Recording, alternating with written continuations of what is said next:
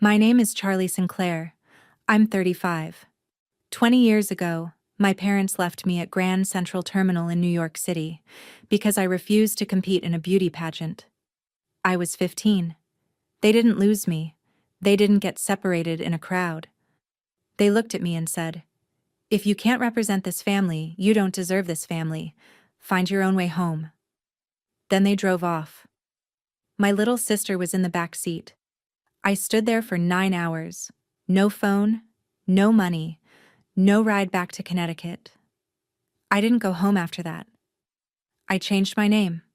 I built a life that didn't require permission. They didn't know that the girl they abandoned would grow into something they wouldn't recognize. Until this morning. 29 missed calls, 17 voicemails, all from Fairfield, Connecticut.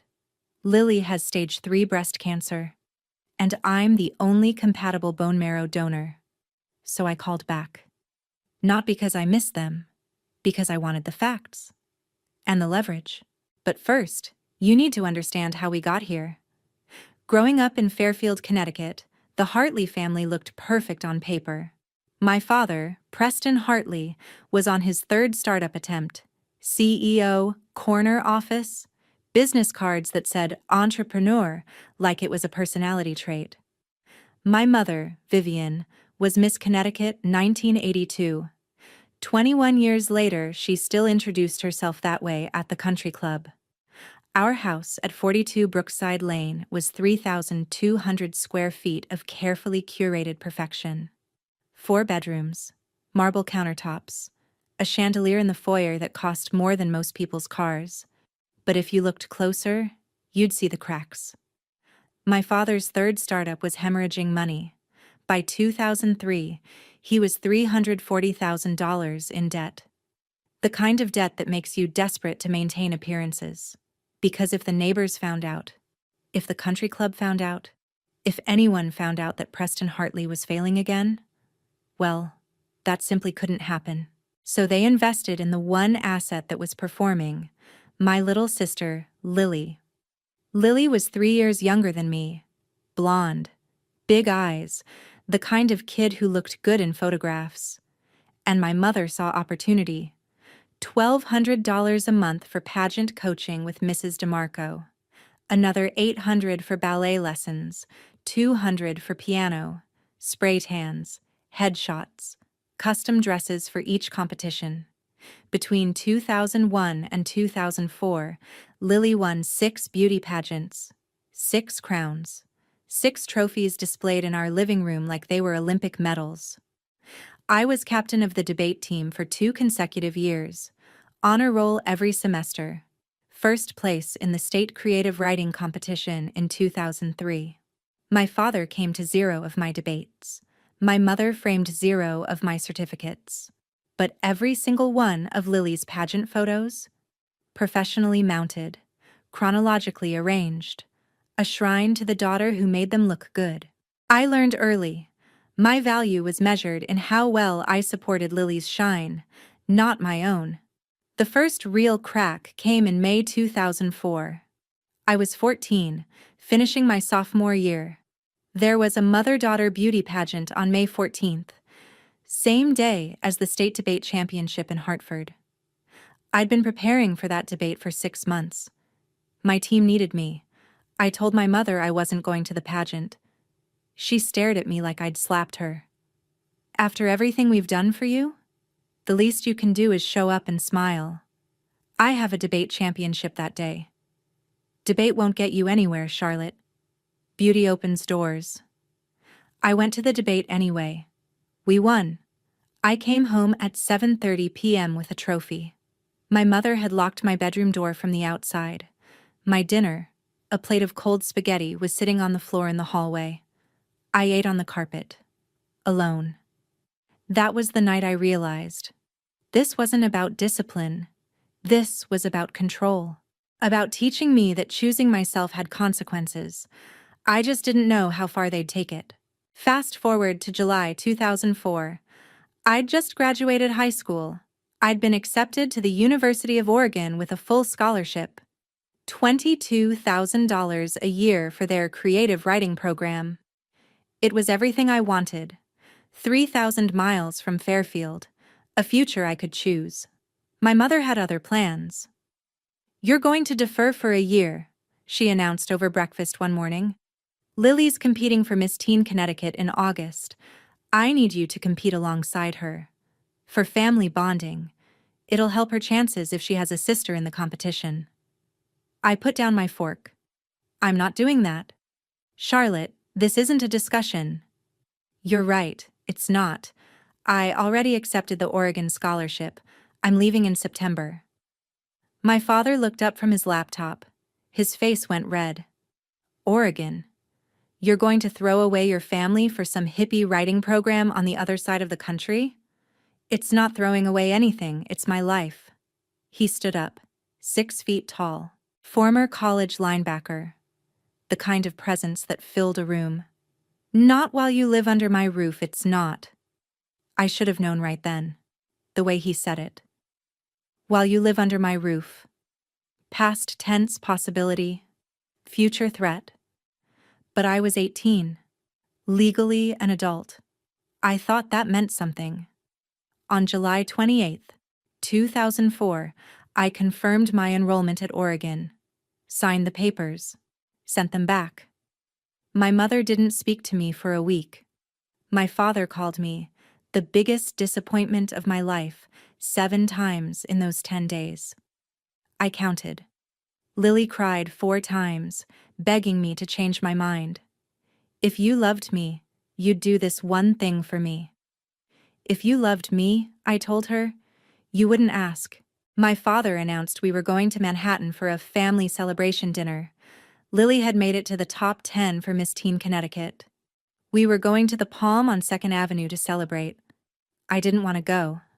But Lily looked at me with those big wet eyes and said, "Please, Charlie, just one dinner, then you can go to Oregon and forget about us if you want." So I went. The Palm, 837 2nd Avenue. We arrived at 7 p.m. white tablecloths, dim lighting, a waiter who called my father sir, in the way that meant he expected a big tip. The bill came to $340. I saw it when my father paid. Cash. Probably the last of his available credit. For 2 hours they talked about Lily, her talent routine, her evening gown, her chances of winning. My father raised his glass of champagne. "To Lily," he said, "our pride and joy, the daughter who makes us proud every single day." He didn't look at me once. We left the restaurant at 9:15 p.m. The drive back to Fairfield was supposed to take an hour and a half, 60 miles north on I-95. But at 9:30 p.m. my father took the exit for Grand Central Terminal. "I need to use the restroom," he said. "Quick stop." We parked on Lexington Avenue. I remember the spot because I stared at the street sign for a long time afterward, trying to make sense of what happened next. My mother turned around in her seat, looked directly at me. "Charlotte, get out. We need to talk."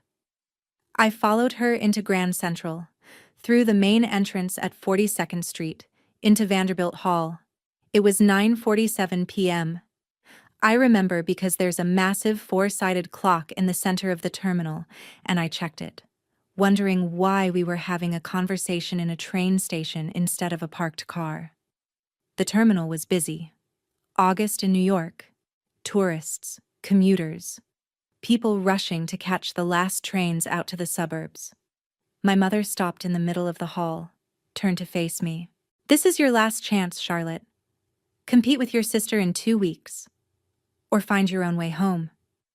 I thought she was being dramatic, testing me, seeing if I'd cave under pressure like I had 100 times before. So I said, "I'll find my way." She didn't blink. Good, because we're done.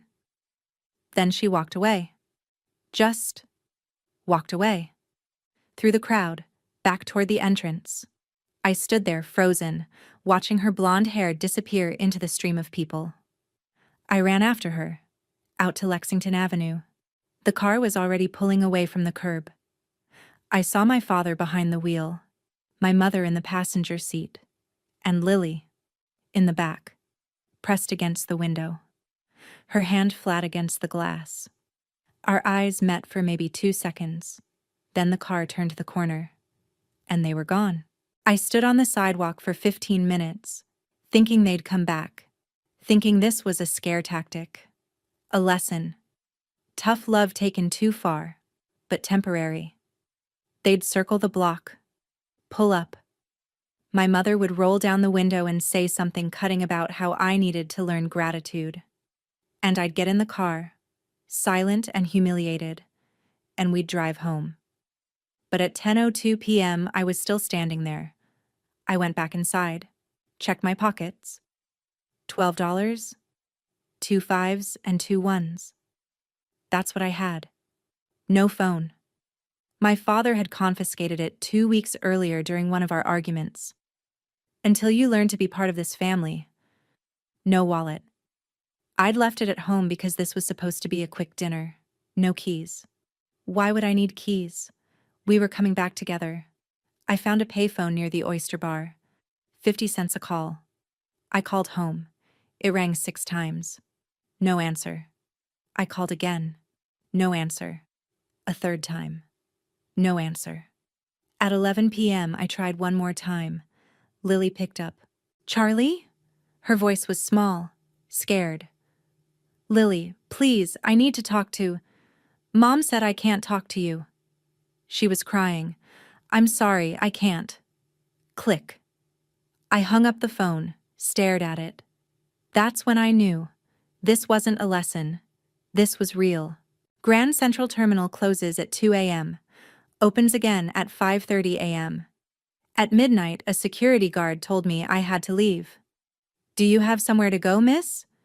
"Yeah," I lied. "I'm just waiting for my train." But there was no train, and when 2 a.m. came, I had to go outside. It was August, but New York at night is colder than you'd think. 65 degrees. I was wearing a thin cardigan over a sundress. The kind of outfit you wear to a nice dinner when you think you're going home after. I walked around the block, sat on the steps of the New York Public Library for a while. A police car rolled by at 3 a.m., slowed down, kept going. At 5:30 a.m., the terminal reopened. I went back inside, bought a bagel and a bottle of water with my last $7, sat in the waiting area. I'd been awake for 22 hours. People streamed past me, hundreds of them, thousands, all with somewhere to go, someone waiting for them. I was 15 years old, alone in the largest train station in North America, and I didn't know what to do. At 6:30 a.m., a woman sat down next to me. She was older, late 60s maybe, gray hair pulled back in a bun, wire-rimmed glasses, a canvas tote bag with the words Brooklyn Public Library stamped on the side. She didn't say anything at first, just sat there, watching people pass. Then quietly, "Are you okay, sweetheart?" I don't know why I told her. Maybe because she was the first person in 9 hours to ask. Maybe because I had nothing left to lose. "My parents left me here," I said. My voice cracked. "Last night. They just drove away." She turned to look at me. Really look at me. "How long have you been here?" 9 hours. "And where are your parents now?" "Connecticut, Fairfield." "Do you have a way to get home?" I shook my head. She was quiet for a moment. Then she reached into her bag and pulled out a cell phone, an old flip phone, handed it to me. "Call someone, a relative, a friend, someone who can help you." I stared at the phone. There's no one. "What's your name?" "Charlotte, Charlotte Hartley." "I'm Eleanor Hughes." She stood up. "Come on, we're going to get you something to eat, and then we're going to figure this out." Eleanor took me to a diner on Lexington Avenue, ordered me eggs, toast, orange juice. She didn't ask questions while I ate. Just let me sit there, shaking from exhaustion and adrenaline. When I was done, she made a call. Not to my parents, to the NYPD. Officer Maria Rodriguez arrived at the diner at 8:30 a.m. 12th Precinct. She was maybe 30. Dark hair in a tight bun, kind eyes. She asked me to explain what happened. I did. Start to finish. She wrote everything down. Then she asked, "Do you have any proof they left you intentionally?" "The cameras," I said. "Grand Central has cameras everywhere. Check the footage from last night, 9:47 p.m. You'll see my mother walk away. You'll see me chase her. You'll see them drive off." Rodriguez nodded. "Okay, we'll check." She did. 2 hours later, I was sitting in the precinct. Eleanor was still with me. Refused to leave. Rodriguez came back with a folder. "We pulled the footage. You're right. Clear as day. Your mother left you in Vanderbilt Hall at 9:47 p.m. You followed her outside.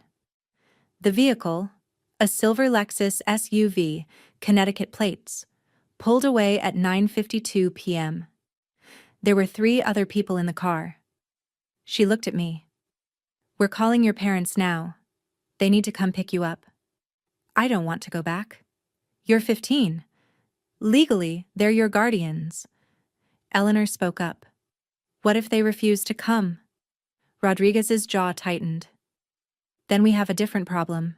My parents arrived at the precinct at 2 p.m., 7 hours after Eleanor found me, 16 hours after they left me.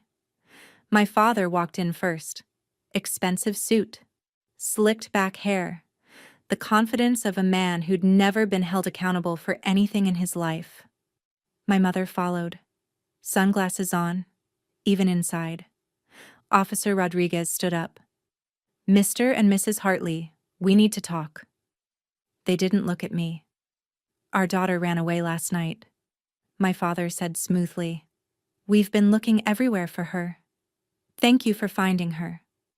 "She didn't run away," Rodriguez said. "We have footage." My mother's mouth tightened.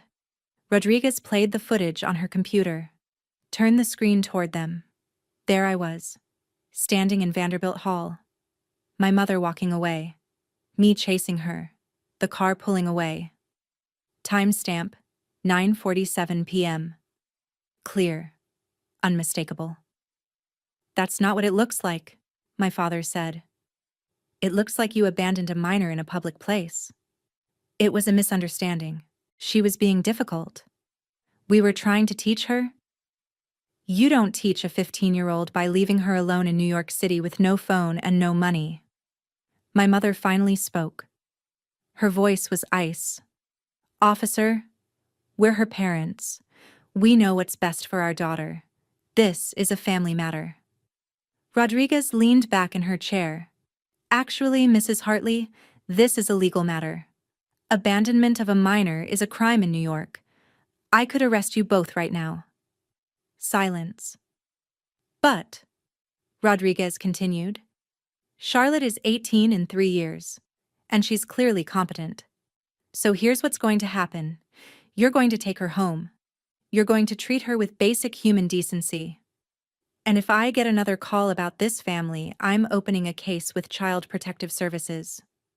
Are we clear?" My father's face went red, but he nodded. My mother said nothing. Rodriguez looked at me. "Charlotte, do you want to go home with them?" I wanted to say no, but I was 15. I had no money, no plan, nowhere else to go. So I nodded. Eleanor squeezed my hand, slipped a piece of paper into my palm. "That's my number," she whispered. "If you need anything, you call me." I looked at her. This stranger, this woman who'd sat with me for 9 hours, bought me breakfast, called the police, stayed. "Thank you," I said. She smiled, sad, knowing. "You're going to be okay, sweetheart. I promise." The drive back to Fairfield was silent. 60 miles, an hour and a half.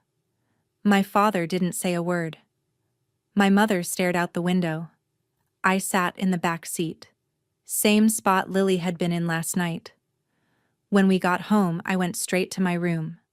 locked the door, opened the piece of paper Eleanor had given me. It said, Eleanor Hughes, 156 Prospect Place, Brooklyn, 718-55-50198. If they hurt you again, you call me. You hear me? You call. I folded the paper, hid it inside my copy of Jane Eyre, the one book my mother would never open. For the next 3 weeks, my parents and I existed in the same house but lived in different worlds. They didn't apologize. They didn't explain. They acted like nothing had happened. At dinner, my mother would say, "Pass the salt, Charlotte," in the same tone she'd used to ask about the weather. My father buried himself in his failing business. Lily avoided me. Guilt, maybe. Or fear. I'm not sure which. On August 28th, 2 days before I was supposed to leave for Oregon, my mother came into my room. "We've decided," she said. "You can go to Oregon. But if you do, you're on your own. No financial support. No calls home. No coming back for holidays. You'll be choosing to leave this family. Permanently." I looked at her. This woman who'd given birth to me, raised me, fed me, clothed me. This woman who'd left me at a train station to teach me a lesson. "Okay," I said. She blinked, like she'd expected me to cave, to beg, to apologize. "Okay," I repeated. "I'll go." She walked out without another word. 2 days later, I packed everything I owned into 2 suitcases. My father's old startup gave me a ride to the train station, not him, an employee he'd sent. I took the Metro North to Grand Central, stood in the exact spot where my mother had left me.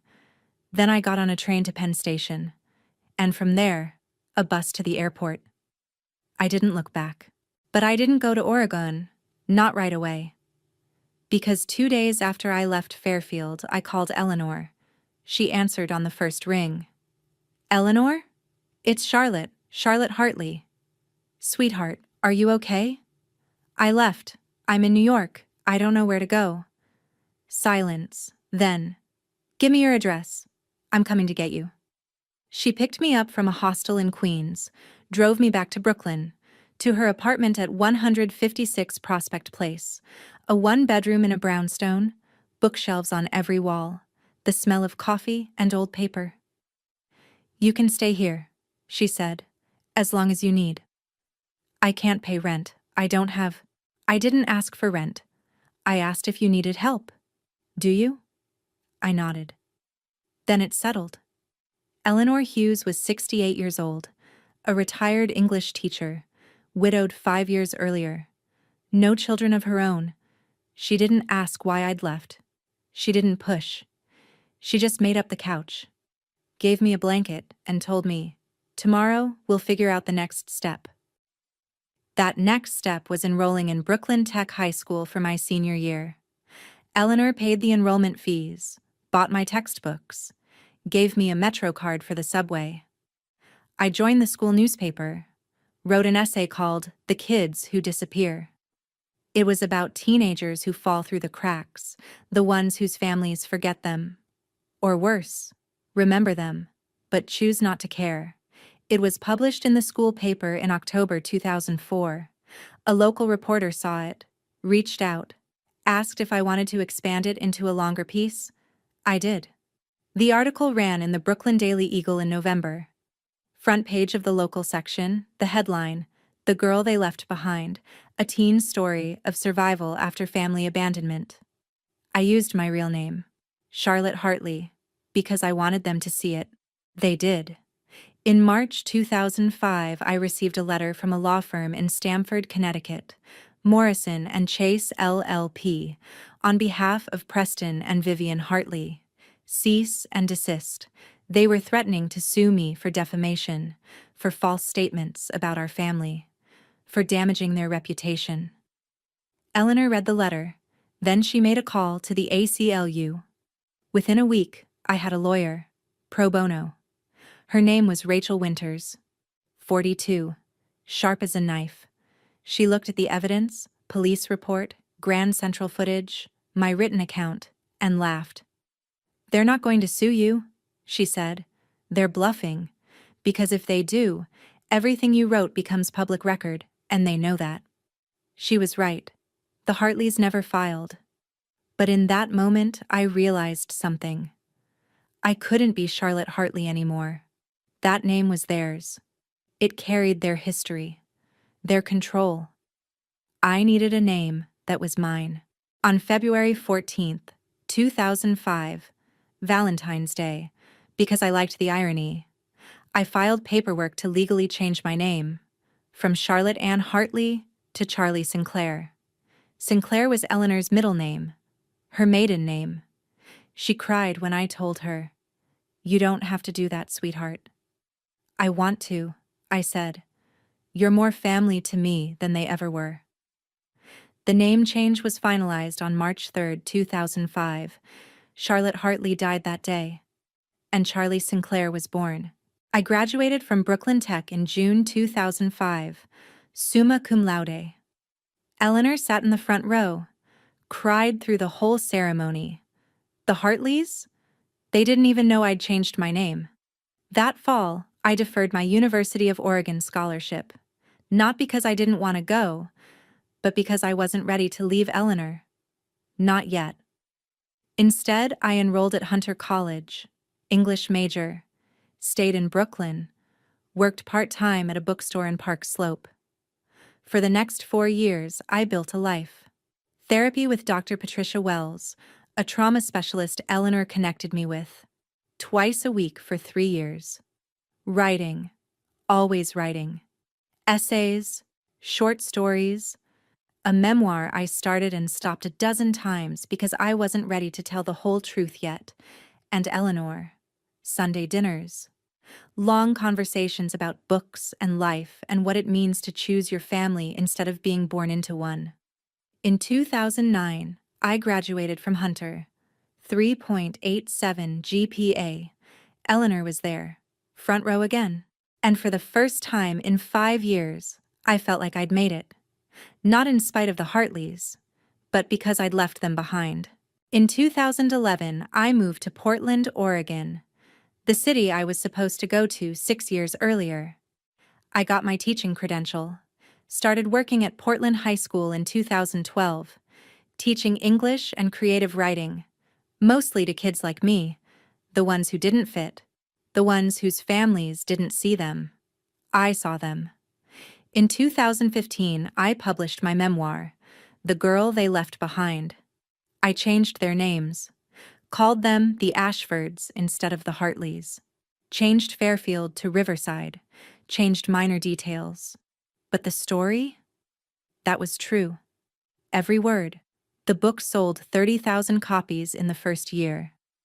Regional bestseller. Readers reached out, told me their stories, thanked me for saying what they couldn't. And then, in March 2016, I got another letter from Morrison and Chase LLP. The Hartleys were suing me. Again. This time for $500,000. Defamation, invasion of privacy, emotional distress. They claimed I'd fabricated the abandonment, exaggerated the abuse, damaged their reputation. I called Eleanor. She was 88 now, slower, but sharp as ever. "Do you have proof?" she asked. "I have everything: police report, footage, your testimony, my therapy records." "Then fight." I did. Rachel Winters took my case again. This time, we crowdfunded my legal fees, raised $28,000 in 2 weeks from readers and survivors who believed me. The case went to court in November 2016. My lawyer submitted 152 pages of evidence, police reports, video footage, depositions. During her deposition, my mother contradicted herself 4 times. "Did you leave Charlotte at Grand Central?" "It was a misunderstanding. The footage shows you walking away."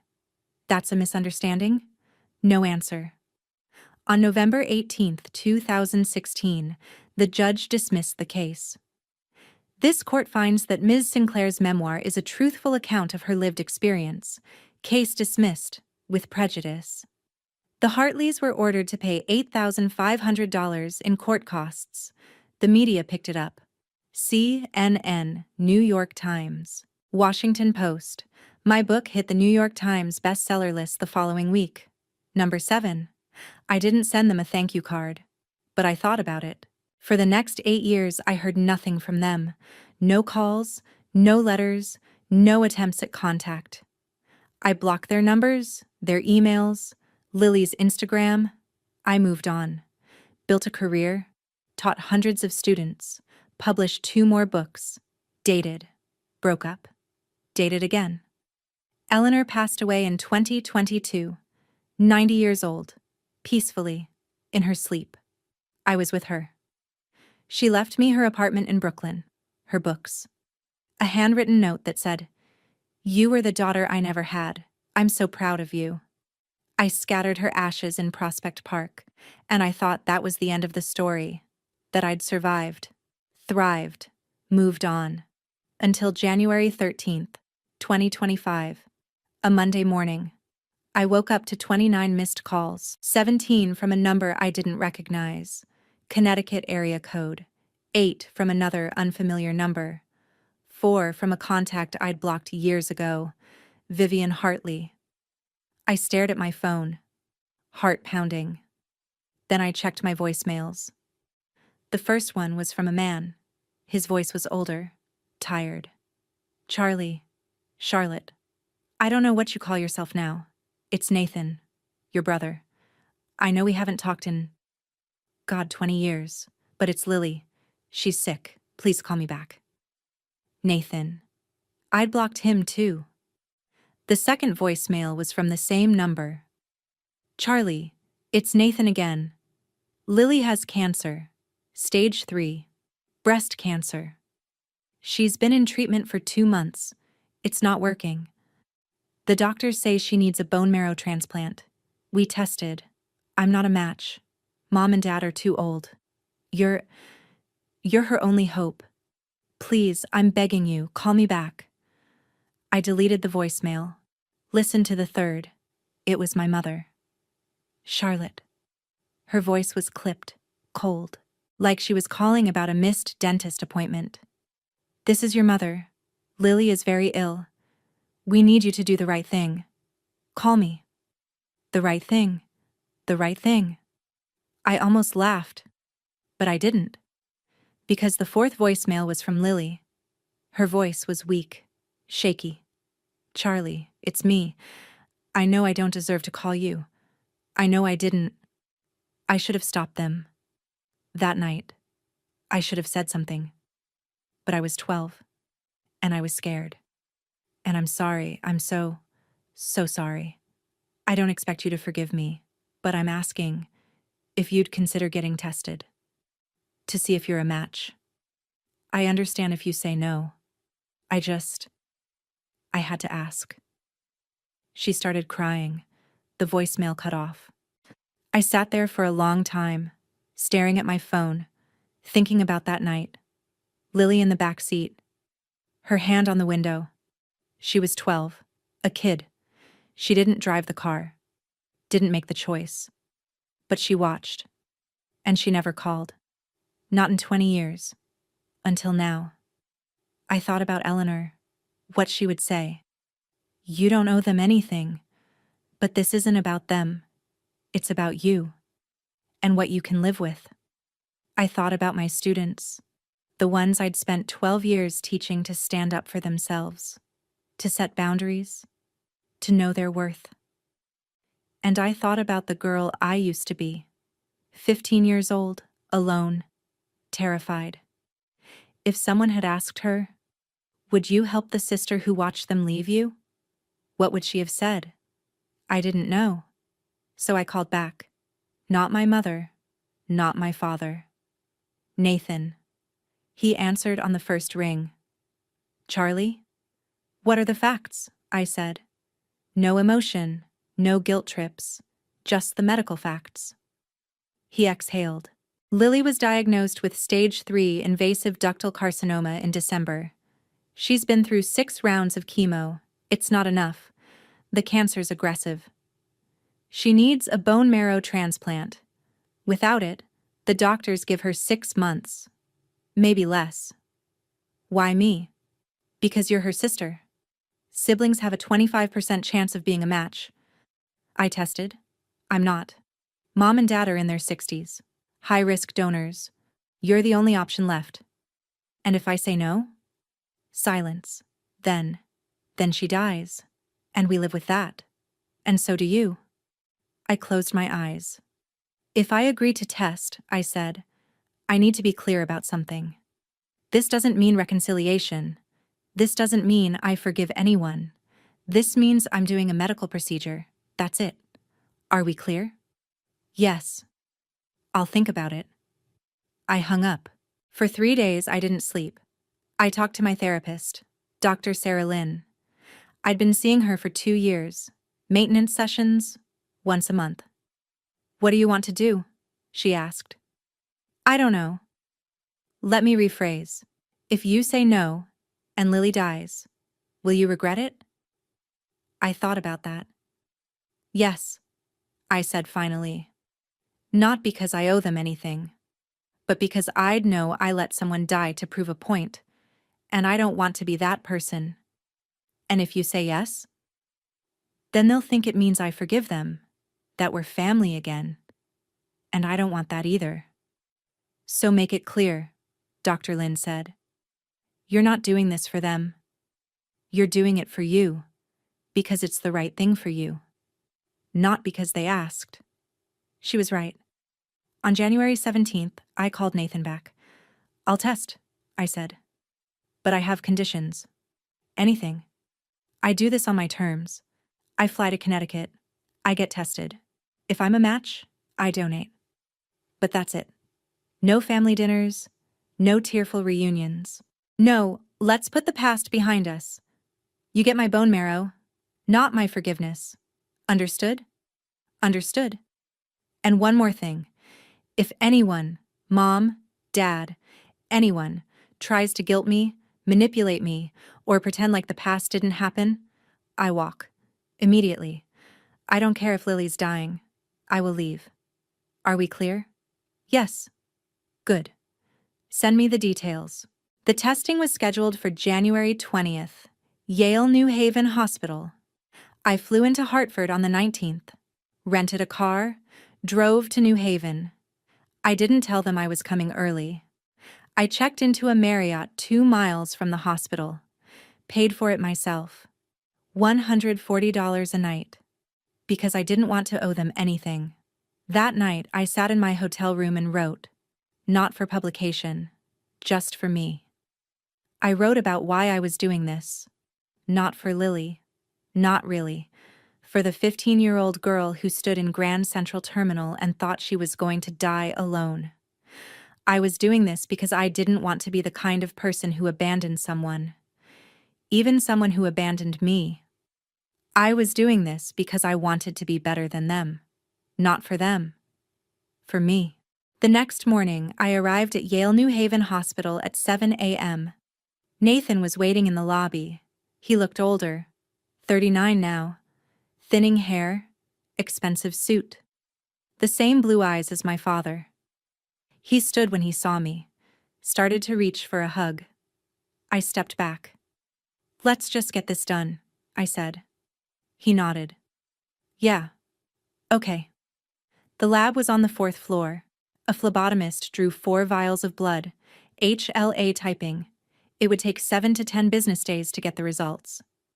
If you're a match, the tech said, we'll call you. Then we'll schedule the donation. It's an outpatient procedure. You'll be under general anesthesia. We'll extract the bone marrow from your hip. Takes about an hour. Recovery is usually 3 to 5 days. And Lily? She'll receive the transplant about a week later. If all goes well, her body will accept the new marrow and start producing healthy blood cells. It's her best chance. I nodded. The tech labeled the vials. Sent them off. Nathan walked me back to the lobby. Do you want to see her? He asked. Lily, she's upstairs. Room 512. I hesitated. I didn't want to see my parents. But Lily... Is anyone else there? Just her. Mom and Dad went home an hour ago. Okay.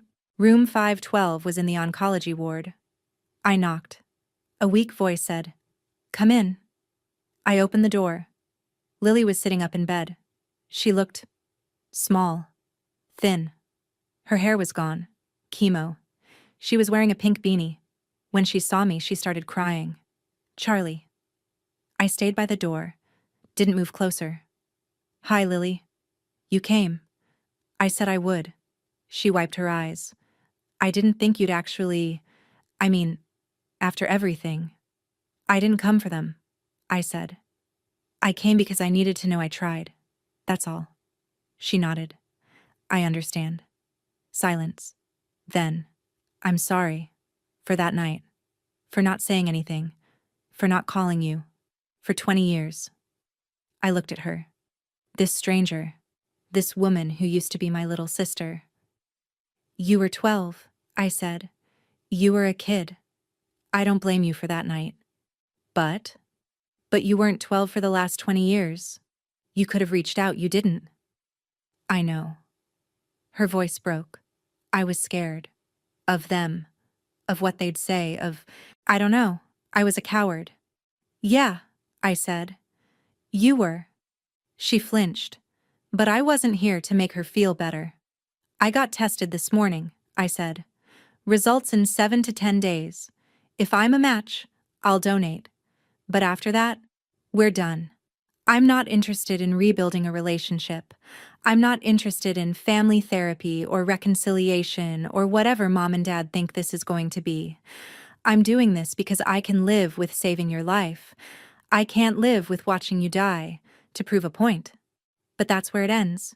Do you understand?" She nodded, tears streaming down her face. "Thank you," she whispered. I turned to leave. "Charlie?" I stopped. "I'm proud of you. For what you've built. For who you became. I read your book. All 3 of them." I didn't turn around. "Goodbye, Lily." I walked out. I flew back to Portland that afternoon. Didn't tell my parents I'd been there. Didn't see them. For the next 10 days, I went back to my life. Teaching, grading papers, drinking coffee. Pretending I wasn't waiting for a phone call that would change everything. On January 28th, at 2:32 p.m., my phone rang. Unknown number, Connecticut area code. I answered. "Ms. Sinclair, this is Dr. Patel from Yale New Haven Hospital. I have your HLA results." I stopped breathing. "You're a 96% match for your sister. That's excellent. Near perfect. We'd like to schedule the donation as soon as possible. Are you available?" I sat down. "Yes," I said. "I'm available." The surgery was scheduled for February 5th. I flew back to Connecticut on February 4th. This time, I told Nathan I was coming. But I didn't stay with them. I checked into the same Marriott. Same room, actually. The next morning, Nathan picked me up at 6:30 a.m. We drove to the hospital in silence. I changed into a gown. Got an IV, signed the consent forms. The anesthesiologist explained the procedure. I'd be under general anesthesia. They'd use a needle to extract bone marrow from my hip. About 1.2 liters. It would take an hour, maybe 90 minutes. "You'll be sore for a few days," he said, "but most donors recover quickly." And Lily? She'll receive the transplant next week. If her body accepts it, she has a very good chance of remission. I nodded. They wheeled me into the OR at 7:15 a.m. The last thing I remember is the anesthesiologist saying, "Count backward from 10. I got to 7. I woke up at 10:30 a.m. in the recovery room. My hip hurt, a deep, aching soreness, but I was alive. A nurse came over. "How do you feel?" "Like I just donated bone marrow." She smiled. "You did great. We got everything we needed. 1.2 liters. Dr. Patel is very happy." "When does Lily get it?" "February 12th. 1 week from today. She'll be prepped with high-dose chemo to kill off her remaining marrow. Then we'll infuse yours. If all goes well, her body will start producing healthy cells within 2 to 4 weeks. I closed my eyes. It was done.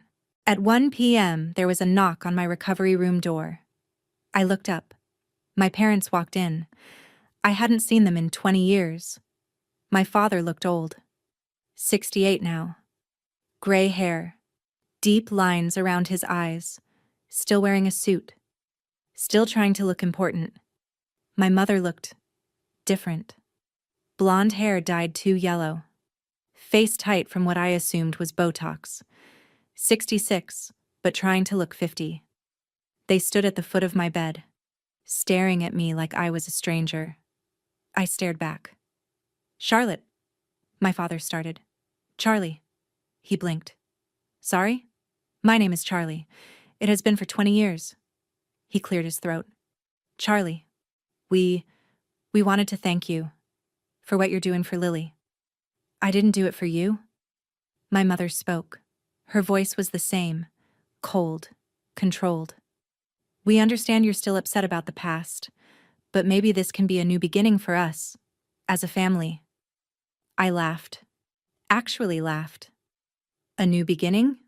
I sat up, ignoring the pain in my hip. You left me at a train station when I was 15.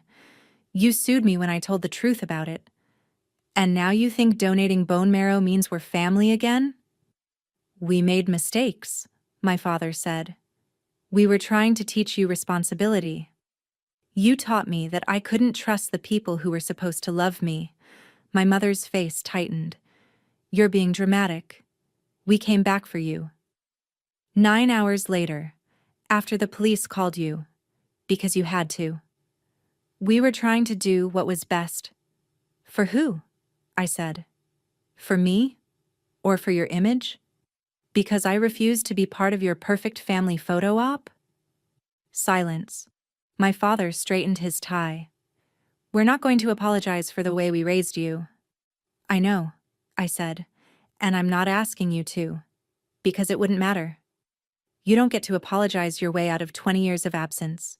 You don't get to pretend this is some Hallmark reunion. Then what do you want? My mother asked. I want you to leave. Go. They stared at me. I gave Lily my bone marrow. That's what you asked for. That's what you get. But you don't get me. You don't get my forgiveness. You don't get Sunday dinners and phone calls and reconciliation. You abandoned me. I rebuilt without you. And I'm not tearing that down to make you feel better about yourselves. My father's jaw tightened. After everything we did for you, you left me at Grand Central. We gave you a roof over your head, food, education, and then you took it away the second I didn't perform the way you wanted. That's not love. That's control. My mother's voice went sharp. You're still angry, after all these years. No, I said. I'm not angry. I'm just done. There's a difference.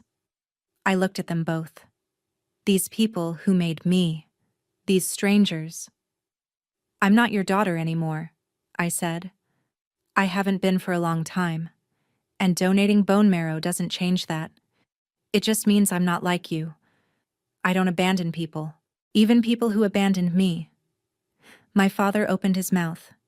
I cut him off. Get out. He closed his mouth. My mother turned, walked out without a word. My father followed. The door closed, and I was alone. I stayed in Connecticut for 3 more days. Not at my parents' house, at the Marriott. Nathan visited once, brought me soup. Didn't stay long. On February 9th, I flew back to Portland. 6 weeks later, I got a text from Nathan. Lily's in remission. The transplant worked. She's going to make it. Thank you. I didn't reply. 3 months after that, I got a letter. From Lily. It was short. Charlie, I know you don't want to hear from me, but I needed to say this. Thank you for saving my life. I know I didn't deserve it. I'm in remission. The doctors say if I stay cancer-free for 5 years, I'm considered cured. I hope you're happy. I hope you have everything you ever wanted. I'm sorry for not being brave enough to be the sister you deserved. Love, Lily. I folded the letter, put it in a drawer, and went back to my life. It's been 6 months since the transplant. Lily's still in remission. My parents haven't tried to contact me. I'm still teaching, still writing. Last week, I signed a deal for my 4th book. It's called The Girl Who Chose Herself. It's about boundaries, about healing without forgiveness, about the difference between family and people who share your blood. It's about knowing that you can save someone's life and still walk away. Because closure isn't about reconciliation, it's about knowing you did the right thing. For you, not for them. For you. People ask me sometimes if I regret it. Donating. Giving Lily a second chance when my parents gave me none. And the answer is no. Because I didn't do it for them. I did it because I wanted to be the kind of person who shows up. Who helps. Who doesn't abandon people, even when they've been abandoned. I did it because I'm not them. And that's the whole point. They tried to break me. They left me at a train station with no phone, no money, no way home. They thought I'd come crawling back, but I didn't. I found Eleanor. I found myself. I found a life that didn't need their approval. And 20 years later, when they came asking for help, I gave it. Not because I owed them, but because I owe myself. I owe it to the 15-year-old girl who stood in Grand Central and thought she was going to die alone. I owe it to her to prove that she survived, that she's okay, that she built something beautiful out of the wreckage they left behind. So here's what I want you to know. If you've ever been abandoned by the people who were supposed to love you, if you've ever been the scapegoat, the difficult one, the one who didn't fit the family mold, if you've ever had to choose between your family and yourself, and you chose yourself, you did the right thing. You don't owe anyone access to your life just because you share DNA. You don't owe anyone forgiveness just because they're sorry. You don't owe anyone a relationship just because they want one. You get to decide. You get to set the boundaries. You get to choose who gets to be in your life. And if that means walking away from the people who made you, that's okay. Because family isn't about blood. It's about who shows up, who stays, who sees you and chooses you anyway. Eleanor was more of a mother to me than Vivian ever was. My students are more of a family than the Hartleys ever were. And the life I built, on my terms, in my name, is more home than 42 Brookside Lane ever was. So no, I don't regret donating, but I don't regret leaving either, because both of those choices were mine, and for the first time in my life, I got to make them on my terms. Not theirs. Mine. I'm Charlie Sinclair. I'm 35 years old. I'm a high school teacher, an author, a survivor. 20 years ago, my parents left me at a train station, and I never went back. Not because I couldn't, but because I didn't need to. I found my way home, just not the one they expected. So let me ask you, have you ever had to set boundaries with family? What did that look like for you? And if you've ever chosen yourself over someone who hurt you, how did you find the strength? I'd love to hear your story, because the truth is, we're not alone in this. And sometimes, the bravest thing you can do is walk away. And keep walking.